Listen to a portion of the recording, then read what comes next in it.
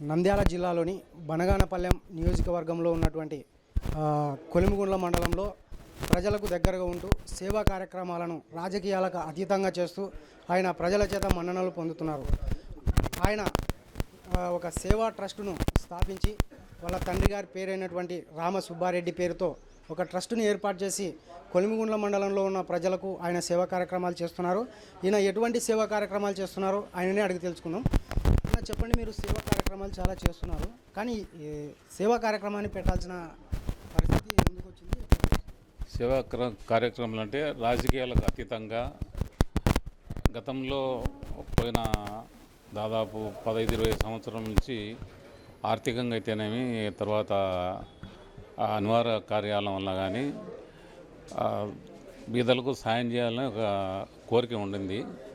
ఇప్పుడు అంతో ఎంతో దేవుడు మాకు ఆర్థికంగా కానీ వేరే రకంగా కానీ మాకు తర్వాత పిల్లలు పెద్దలైనారు.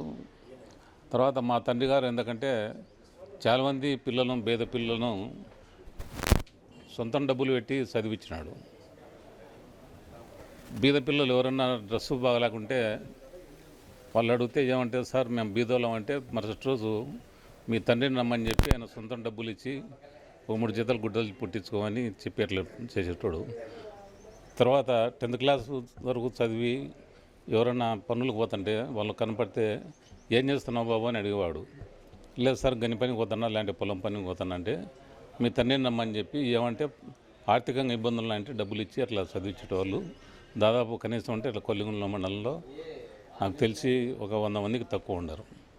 కాబట్టి శాశ్వతంగా ఆయన పేరు నిలబెట్టడానికోసము ఫస్ట్ ఏంటంటే కొలిమిగుండ్లలో మంచి మినరల్ వాటర్ ప్లాంట్, శుద్ధజల వాటర్ ప్లాంట్ ఎక్కడ లేవు. ఉన్నాయి కానీ డబ్బులు కోసం పెట్టుకున్నారు వాళ్ళు, అది వాళ్ళ బిజినెస్. నేనైతే మా తండ్రి గారు పేరు శాశ్వతంగా ఉండాలనే ఉద్దేశంతో ఉచితంగా ₹1 ఆశించకుండా మంచి స్వచ్ఛమైన శుద్ధజల నీళ్ళు సప్లై చేయడం జరుగుతానేది. అట్లే పేద పిల్లలకు వాళ్ళకు గుడ్డలు కుట్టడం కానీ, ఒక 2-3 పిల్లలను దత్తత తీసుకొని ఒక 8th క్లాస్ నుంచి 10th క్లాస్ వరకు కానీ, లేదంటే 10th నుంచి ఇంటర్ వరకు కానీ దత్తత తీసుకొని చదివడం కూడా జరుగుతానండి. అది ఓన్లీ కొలిమిగుండ్ల మండలంలో మాత్రమే చేస్తున్నారా, లేదంటే బనగానపల్లె నియోజకవర్గంలో ఉన్నటువంటి ప్రతి మండలాల్లో కూడా ఇటువంటి కార్యక్రమాలు ఏమైనా చేస్తున్నారా? ప్రస్తుతానికైతే మా కొలిమిగుండ్ల మండలం వరకు ఇప్పుడు వాటర్ ప్లాంటు, తర్వాత వికలాంగులకు ఆర్థిక సాయం, పేదలకు పెళ్ళిళ్ళు జరిగితే వాళ్ళకు వధువులకు గుడ్డలు పెట్టడం, ఇటువంటి కార్యక్రమం చేస్తున్నారు. తర్వాత తొందరలో ఏంటంటే ఇప్పుడు ఎలక్షన్ దగ్గరకు వస్తున్నాయి కాబట్టి ఈ టైం దాటిపోయిన తర్వాత ఇక్కడనే ఈ ఏరియాలో మెడికల్ క్యాంప్ ఏర్పాటు చేసి పేదలకు, వృద్ధులకు, తర్వాత వికలాంగులకు, వారికి కంట్ల దైతాలు ఏమి, తర్వాత ఒక నెలకు సరిపడా మాత్రలు కానీ, వాళ్ళు వచ్చిన రోజు వచ్చిపోయేదానికి ఆటోల ఛార్జీలు కానీ, వాళ్ళ భోజన వసతి కల్పించి ఇవన్నీ చేయాలని ఫస్ట్ అనుకుంటున్నాము. ఉత్తరోత్తర దేవుడు సహకరించి చేస్తే మిగతా మండలాల్లో కూడా ఈ ట్రస్టులు ఏర్పాటు చేసి చేయాలని ఒక దృఢ నిశ్చయంతో ఉన్నాము. దానికి కొంచెం ఈ రామ సుబ్బారెడ్డి సేవా ట్రస్ట్ అంటే ఈ సేవా సమితికి నిధులు ఏ విధంగా చేకూరుతున్నాయి? అంటే మీ యొక్క కుటుంబ సభ్యుల వాళ్ళతోనే జరుగుతుందా, లేకుంటే వేరే ఇతర ట్రస్టుల నుంచి ఏమన్నా మీకు ఆదాయం వస్తే మీరు ఈ ట్రస్ట్కు సేవ చేస్తున్నటువంటి పరిస్థితులని ఎట్లా? ప్రస్తుతానికైతే మా సొంతంగా మా కుటుంబం తరఫునే ఖర్చులు పెడుతున్నాము. ఎందుకంటే మా తండ్రి దగ్గర చదువుకునేటోళ్ళు చాలామంది ఉన్నారు, మేము ట్రస్టుకు సాయం చేస్తామని. కాకపోతే స్వతహాగా నేను రిసిప్ట్ ఇచ్చి బిల్లు తీసుకోవడం బాగుండదు పద్ధతి. కానీ ఈ ట్రస్టు బ్యాంకులో అకౌంట్ ఓపెన్ చేయాలంటే ట్రస్ట్ తరఫున ఈ ట్రస్టులన్నీ గోల్మాల్ చాలా జరిగినాయని బ్యాంకు వాళ్ళు మాకు అకౌంట్ పాస్బుక్ కానీ తర్వాత ఇది రావడం ఆలస్యం జరుగుతుంది. దానికోసం ఎవరిని ఇంతవరకు ఆశించలేదు. సపోజ్ ఇప్పుడు కొలిమిగుండ్లలో వీడియో రాజగోపాల్ అని మైన్స్ అండ్ జియాలజీ డైరెక్టర్గా అన్నాడు, డిఎంజీగా రిటైర్డ్ అయినాడు. ఆయన కూడా మా తండ్రి గారి దగ్గర శిష్యుడే. తర్వాత నందిపాడైన ఓబులెడ్డి అని ఓఎన్జీసీలో పనిచేసి ఇప్పుడు రిటైర్డ్ అయినాడు. ఆయన కూడా నేను సాయం చేస్తా అంటున్నాడు. తర్వాత మా ఊర్లో బాలమతి లేట్ అని ప్రస్తుతానికి పులివెందుల్లో సిఐగా ఇన్స్పెక్టర్గా పోలీస్ ఇన్స్పెక్టర్గా పనిచేస్తున్నాడు.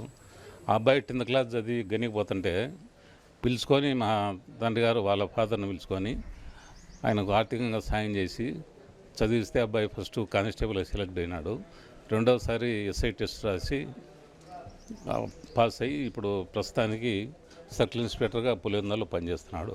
అట్లా మచ్చుకు దండి మంది ఉన్నారు సాయం చేసేటోళ్ళు. వాళ్ళంతా సాయం చేయాలని అన్నారు. కాకపోతే ఏదైనా 500 రూపాయల నుంచి ఎంతన్నా కానీ వాళ్ళకి ఇష్టం వచ్చినంత సాయం చేస్తే మేము వాళ్ళకు తగిన రీతిలో అందరికీ సన్మానం చేసి చేయాలని ఉంటున్నాము. కాకపోతే ఏదైనా కానీ అకౌంట్ ఫర్గా జరగాలనేది మా ఆలోచన ఉంది. దానికోసం కొంచెం ఆలోచన జరుగుతూ ఉంది. ఇప్పుడు రామసుబ్బారెడ్డి గారు అంటే ఒక హెడ్ మాస్టర్గా ఉన్నప్పటి నుంచి సేవా కార్యక్రమాల్లో పాల్గొంటున్నారు. అంటే సేవా భావంతో ఉన్నారా? అంతకంటే ముందు నుంచి ఏమైనా ఉన్నారా? ఆయన దాదాపు బిఏ చదువుకునేప్పటి నుంచి కూడా ఇటువంటి కార్యక్రమం చేస్తున్నాడు.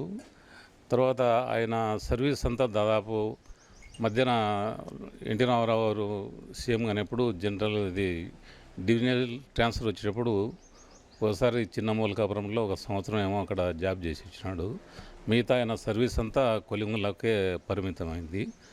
తర్వాత ఎక్కడ కానీ స్కూల్లో ఇప్పుడంటే ప్రస్తుతానికి గవర్నమెంట్ బెంచీలు ఇవన్నీ తయారు చేస్తున్నారు. మా తండ్రి గారు ఆయన సొంతంగా కొంత పెట్టుకొని ఆయన దగ్గర ఉండే శిష్యులు పారిశ్రామిక మా కొలింగుల మండలంలో మైన్స్ ఎక్కువ ఉండదు కాబట్టి ఇప్పుడు అంకిరెడ్డిపల్లెలు, తర్వాత కనకాద్రిపల్లెలు, మా ఊరులు పాలిస్ ఫ్యాక్టరీలు, యూనిట్లు, తాడిపిత్తలు దండిగండాయి. వాళ్ళందరినీ శిష్యులందరిని అడిగి మొత్తం అన్ని క్లాసులకు టేబుల్ బెంచీలు దాదాపు ఎప్పుడు 94-90 సంవత్సరం నుంచే ఆయన తయారు చేసినాడు. ఒకసారి స్కూల్ చూస్తే ఆయన డెవలప్మెంట్ ఏం చేసినాడు, స్కూల్కి ఏం చేసినాడు, ఆయన ఒక స్కూల్ అనుకోకుండా తన సొంత ఇంత మాదిరి దాన్ని డెవలప్ చేసినాడు స్కూలు. ఆయన యాక్టివిటీస్ అది. ఆయన చదువుకునే సమయం నుంచి రామసుబ్బారెడ్డి అనే అప్పటి నుంచి హెడ్ మాస్టర్గా ఉన్నంత వరకు కూడా చాలామందికి సేవా కార్యక్రమాలు చేస్తూ ఆయన సేవాభావంలోనే నడుస్తున్నానని చెప్పేసి ఇక్కడ మనకు రామసుబ్బారెడ్డి కుమారుడైనటువంటి వెంకట సుబ్బారెడ్డి గారు మనకు క్లుప్తంగా చెప్పడం జరిగింది. ఇక్కడ బనగానపల్లె నియోజకవర్గం వ్యాప్తంగా కూడా ఇక్కడ విస్తరించి ప్రజలకు నేను మన్ననలు పొందుతూ వాళ్ళకు దగ్గరగా అవుతానని చెప్పి వెంకట సుబ్బారెడ్డి చెప్తున్నారు. YGN news, Kurnool.